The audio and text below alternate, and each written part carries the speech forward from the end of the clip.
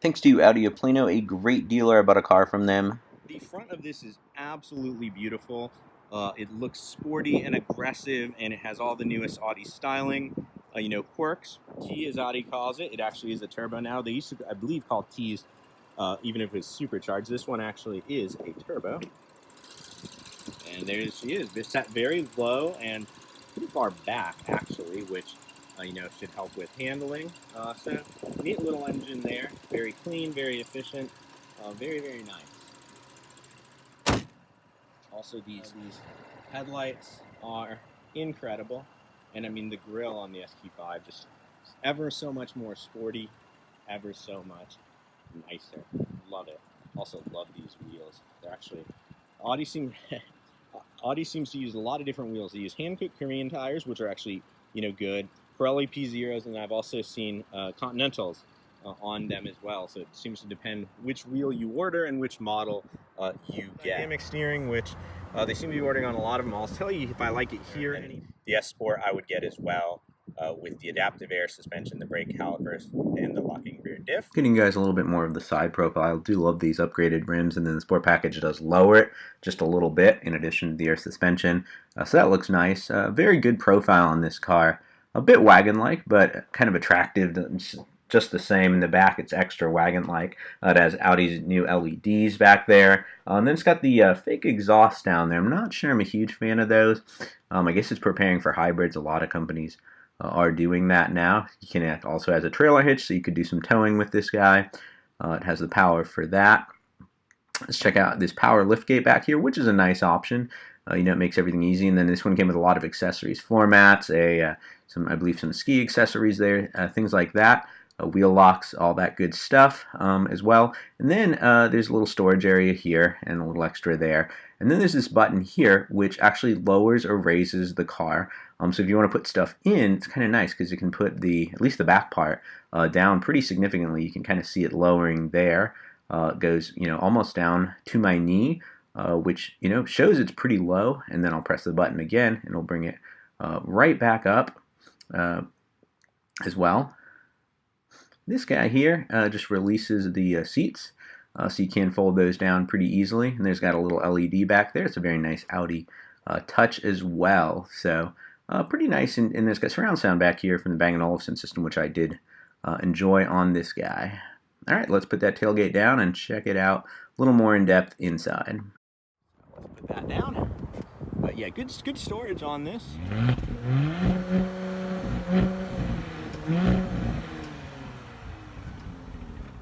Back, this SUV is insanely nice. I can actually fold my legs, which is cool. And not too many cars being just under 6 feet, can I do that? Someone 6 feet could as well, because look at that. So that is nice. Not folded. I mean, this is a surprisingly big SUV.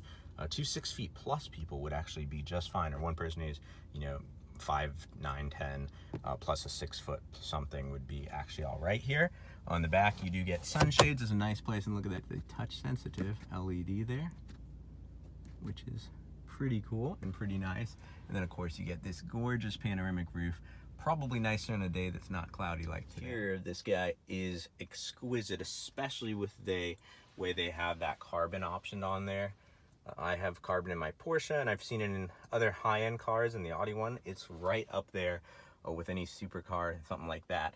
This one does not have the Audi virtual cockpit. I'll overlay a little bit on that now in case it's something you want. The Audi drive selects are very similar. This one seemed a little different because there's this view, which I saw on the others, but then there's this view, which I did not know was on the others, which I thought was pretty cool. And then of course you can put mapping data over there. It's just so cool how customizable this guy is. Oh, here we go. Here's the mapping data. I was just on the wrong screen.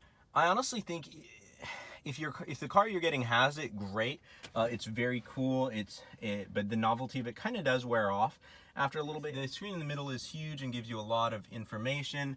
And then of course this one's actually pretty basically optioned. I actually think with CarPlay though, you might not want the nav system. I don't, my A4 didn't have it, and I kind of wish the screen was bigger at times, but at the same time, this really gives you everything that does.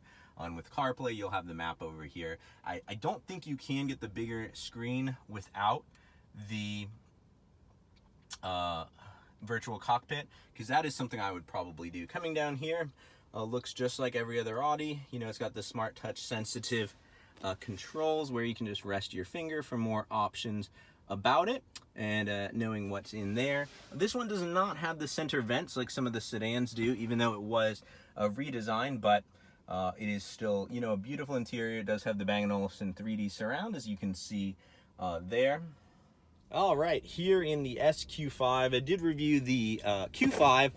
Came away pleasantly impressed. It's a nice vehicle, but I always like to review the S trims as well. So this one, right off the bat, it does have really cool suspension in that you can do an all-road mode. You can do, let me just show you.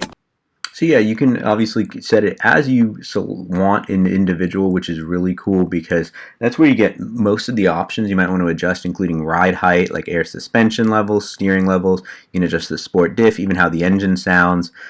So it's pretty impressive all you can do there, and there's also an off-road mode as well in the SUVs.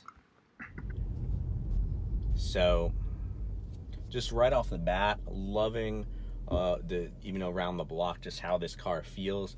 It's what I wanted in the Q5 I drove. It even feels faster in the Q7, even though the Q7's you know, pretty powerful. It's properly quick. You probably don't need an SUV any quicker than this. Let's go. Give it some beans. Oh, it's got little pops on the upshift there. Fantastic, fantastic.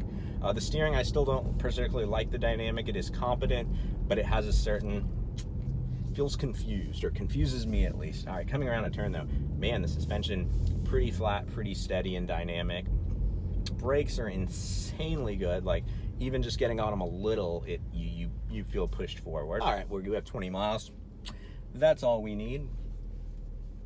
So let's take it over some bumps and get, you know, up to a bit more speed than we did earlier. We kind of saw that it was good in the turns, especially with that, you know, sport package. I really think you'd want that on this because you can raise it.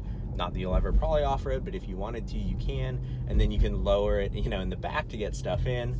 And then you can just put it in dynamic and have a blast. I like that. Transmission is super sharp, super, you know, you feel every shift in a good way. But then if you're, you know, not on it, it's actually a pretty quiet car. It is comfortable, much like the Q5 was. Really loving these seats on this one now. I think they're even more comfortable than the Q5 was, at least for me, because I don't like a flat seat where I kind of slide around. Would I buy this car with my own money? You know, I love Audis. There's a lot of Audis on the channel. I've owned 3-4 Audis now. Quite a lot of Audis, and I probably would. I'd probably take an SQ5 and option it very light though. And the reason I say that is the new Alfa Romeo Stelvio, which is coming out. But you know, you can get this 60, 70 if you go up there on the options. The Stelvio, the Quadrifoglio, is gonna be about, I think 80 they said. But if you, I think in some ways this car might be a better all-arounder. Haven't driven that, have driven the regular Stelvio, and I've driven the QV in the sedan as well. So a little bit different there, but it kind of gives you an idea. I think that would probably be the biggest competitor to this car, because the X5's you know, a little bit long in the tooth, and I guess they do have the X5M now. I kind of prefer the Audi, and then Mercedes. I don't know, the Audi just feels more modern, more fresh, more fun. The Mercedes is great too. You know, you could do like a 43 AMG variant and also be really impressed. But I don't know, the Audi for me just speaks to me a little bit more personally. Also, you do get a, which I didn't show you earlier, you do get a panoramic sunroof in there, which is great. You can see that opening. So yeah, I came away pleasantly impressed from this. If I was gonna get an SUV, I'd probably get the sportiest one in this category, which unless they do an RSQ5, which I doubt they will, I probably would get like the Stelvio personally, But I definitely see the, you know, the value and the appeal of this if you just want something, you know, a little less shouty perhaps than the Alpha. And of course, Audis have always been very reliable. All the Audis I've owned, I kept one of them even outside of warranty, and it did not have any issues. The initial torque right off the bat on this guy is just so good and so impressive, and it's very comfortable too. I wasn't sure, you know, with it being pretty sporty and pretty aggressive in a way, if it would still be comfortable. Happy to say, you know, at least if you get the one with the dynamic suspension, which I'd recommend. Here's a big bump and a rut, and it's still in dynamic and it's still comfortable. That's kind of crazy to me. I thought I'd have to put it in comfort for like big bumps and ruts, but no, I don't.